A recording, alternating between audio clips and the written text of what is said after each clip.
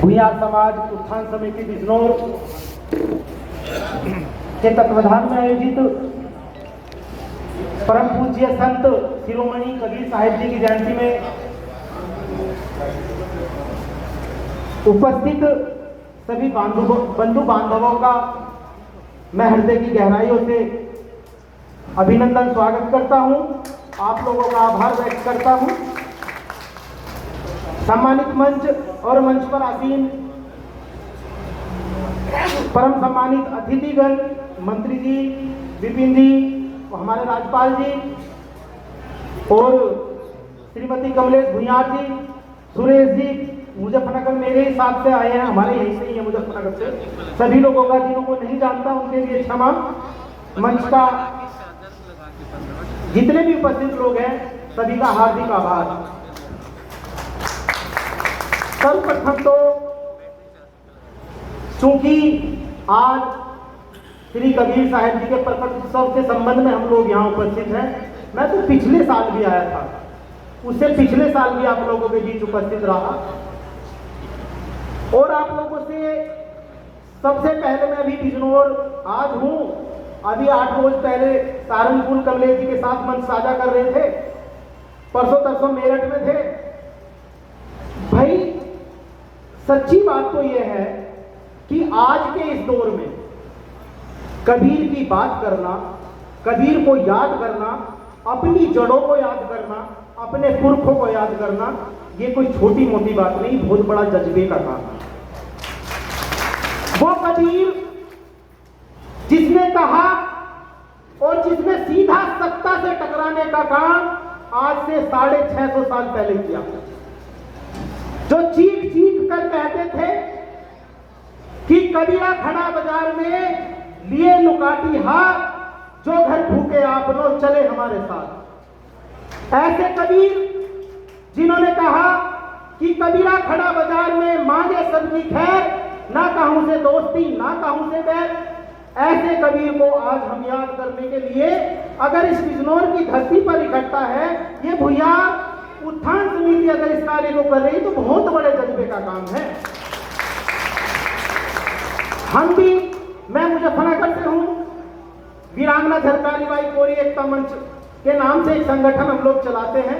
मुझे पता है, मैं जानता हूं, मैं उस पीड़ा को जानता हूं, उस दर्द को जानता हूं, जब हम लोग किसी कार्यक्रम को करने के लिए महीनों पहले लगते हैं, बैठते हैं, मीटिंगें होती हैं, अपनी बातें अपने संगठन के लोगों से बैठ के आपस में एक दूसरे से चर्चा करते हैं और फिर उस चर्चा को धरातल से उतारने के लिए किस जज्बे के साथ आप लोगों के बीच पहुंचते हैं मैं जानता हूं। रात रात भर किस तरह लोगों के कुंडे खटखटाने पड़ते हैं, किस तरह से लोगों से चंदे के रूप में जो लिया जाता है ना, किस तरह से मांगना होता है। जब मांगते हैं वो सामने वाला देता है, उनकी नजरों को जब हम देखते हैं तो हम महसूस करते हैं कि ये काम करना है, ये सच में बहुत बड़े जज्बे का काम है, हर किसी के बस में ये काम नहीं है। मैं उन लोगों को सलाम करता हूं और उन लोगों को, उनके जज्बे को सलाम करता हूं जो लोग इस तरह के आयोजन योजित करते हैं, समाज को इकट्ठा करने का काम करते हैं। अब कबीर की बात चली, मैंने अभी कहा 650 साल पहले सत्ता से टकराने का काम किया वो कबीर जिन्होंने मुगल सल्तनत के बीच में खड़ा होकर कहा था कि और छोड़ा किसी को नहीं कबीर ने। आज मैं मुजफ्फरनगर में अभी हमने 1 महीने पहले ज्ञापन डीएम साहब को दिया और ज्ञापन में हमने मांग रखी, मंत्री जी भी हैं, हम तो सरकार अदलती बदलती रहती है, क्या पता अगले साल क्या और मंत्री जी फिर मंत्री जी बने, तो इन बातों को ध्यान रखने वाली बात है। संत रविदास जी जो कबीर साहब के समतुल्य हैं, गुरु नानक जी, उन लोगों की जयंतियों पर छुट्टियां सरकार द्वारा सार्वजनिक छुट्टी घोषित है। हम लोगों ने सरकार से मांग की थी कि कबीर साहिब जी के प्रकट उत्सव पर एक सार्वजनिक अवकाश की घोषणा की जाए। क्यों की जाए भाई? ये सरकार नहीं करेगी, सरकारें नहीं कर रही, क्यों नहीं कर रही? मैं अभी चर्चा करते आ रहा था, हमारे साथ में हमारे साथी आए, उनसे अभी यही चर्चा करते आ रहे थे कि जो सच बोलता है ना, उस सच्चा आदमी सबको कड़वा लगता है। ऐसे थे हमारे कबीर। उन्होंने कहा कि काकर पाथर जोड़कर मस्जिद लई बनाए, तापे मुल्ला बांधते क्या बहरा हुआ खुदा है। सल्तनत, मुगल सल्तनत, जहां कोई पत्ता भी नहीं हिलता था उस जमाने में, वो सीधे सत्ता से टकरा के सीधे सवाल करने का जज्बा अगर कोई रखता था तो वो कबीर रखता था। और मैं तो अपने लोगों को बताता हूं जा जाकर, लोग कहते हैं संत शिरोमणि कबीर साहब, मैं कहता हूं मैंने उन्हें पढ़ा है। मैं कहता हूं उस दौर में अगर कोई था तो सबसे बड़ा राजनीतिक अगर देश में कोई बहस पैदा हुआ है तो वो कबीर थे। क्योंकि 1300 ईस्वी में उस समय इस देश में दो विचारधाराएं काम करती थी, एक हिंदू की और एक मुस्लिम की, एक छोटे की एक बड़े की। कबीर ने अपनी एक नई विचारधारा, अलग विचारधारा खड़ा करने का काम अगर किसी ने किया था वो कबीर साहब ने किया था, जिसके लिए दक्षिण से चलकर संत आए और आकर काशी में।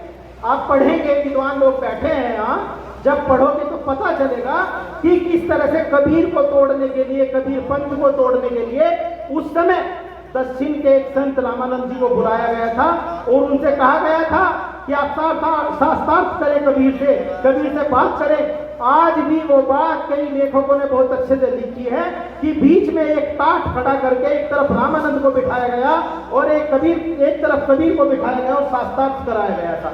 ऐसे लोगों को बताते हैं वो कबीर के गुरु थे। हम लोगों को उस तरह ही घुमा दिया गया जिस तरह उन लोगों को घुमाना था। तो ऐसे तो हमारे कबीर थे, और हमारे कबीर हमारे पुरखे के दौर में आज हम लोगों की क्या हालत है आप खुद से पूछ सकते हैं। पूरे पश्चिमी उत्तर प्रदेश में कोई जनपद ऐसा नहीं है जिसमें कि हम भारी तादाद में ना हो। अभी मेरे भाई इस भुयार उत्थान समिति के युवा अध्यक्ष थे देवानंद भुयार जी, वो भी एक बात कह रहे थे कि युवाओं को ये करना होगा। मैं मानता हूँ बहुत अच्छी बात है, मेरी शुभकामनाएं आपके साथ है, बधाई के पात्र हैं, इतना अच्छा कार्य कर रहे हैं, पर सत्यता स्वीकार करिए। आप पश्चिमी उत्तर प्रदेश के हर जनपद में 50-50 हजार हैं, अपने बिजनौर में भी काफी मात्रा में है। बताइए आपने एक राजनीतिक व्यक्ति पैदा किया क्या आपने भी? क्यों आप राजनीतिक पार्टियों के पिछलग्गू बने हुए हैं? क्यों आप अपने व्यक्ति को किसी को बीच से खड़ा करके विधायक बनाने का काम नहीं करते? क्यों आप अपने लोगों को मजबूत करने का काम नहीं करते? खुद से सवाल है। हर साल आते हैं, कबीर जयंती होती है, भारी तादाद में उमड़ते हैं, बहुत अच्छी बात है, पर आपकी तपस्या उस दिन पूरी होगी जिस दिन आप अपने बिजनौर से एक विधायक अपने बीच से चुनकर वहां विधानसभा में भेजने का काम करें। क्योंकि राजनीति का दौर है भैया, बिना राजनीति के कुछ नहीं होता। परम पूज्य बाबा साहब डॉक्टर भीमराव अम्बेडकर भी कहा करते थे, और मैं अपने लोगों के बीच जब जाता हूं और उनसे कहता हूं भाई राजनीति आप क्या हो जी, फलानी पार्टी में हो तो कोई पद भी होगा ना जी, हमने पद नहीं लिया। क्यों? हमें पद की लालसा नहीं है जी, हम तो बिना मतलब पद पार्टी के लिए काम कर रहे। राजनीति क्या है जी? राजनीति से क्या होता है? अरे बाबा साहब भीमराव अम्बेडकर जी कहा करते थे कि राजनीति वो सत्ता की चाबी है जिससे हर ताला खुलता है। राजनीति वो चीज है जो आपके घर में आपके तेल का, आटे का, नमक का, चीनी का भाव तय करती है। और आप कहते हो कि राजनीति क्या है? इतनी भारी तादाद में इकट्ठा होते हो। अगला साल 27 विधानसभा चुनावों का दौर है।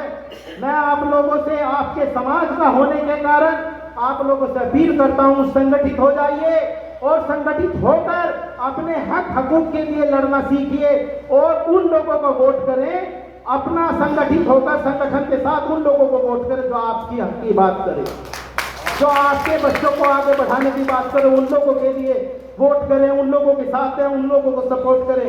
कोई विधानसभा ऐसी नहीं है जिसपे हम किसी भी तरह से कम हैं।